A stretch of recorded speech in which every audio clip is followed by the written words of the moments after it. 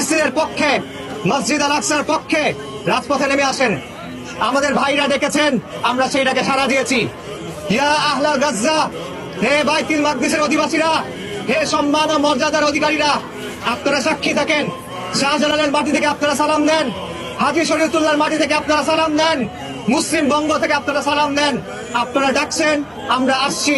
আমাদের সামর্থ্য সীমিত, আল্লাহর কসম, আল্লাহর কসম, উকসিমু বিল্লাহিল আযীম, আমাদের যদি সামর্থ্য থাকতো আমরা আপনাদের সাথে থাকতাম।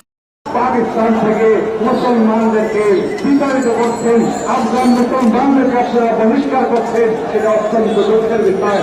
আপনারা একের পাওয়ার দেখান, একের পাওয়ার একের নিয়ে আপনারা ঘোরা করে সেটা গতির সাথে মুসলমানদের কোনো লাভ হয় না। এদের দ্বারা আপনাদের অস্ত্র, আপনাদের প্রশিক্ষণ দ্বারা মুসলিম বিশ্বের কোনো ফায়দা হয়নি। আমরা এই কথা একটি কথাই বলবো, তারা বিশ্বকে ঐক্যবদ্ধ হয়ে ফিলিস্তিনের পাশে দাঁড়াতে হবে এবং এই কর্মসূচিতে ইসরায়েলকে উচিত শিক্ষা দেওয়ার একজন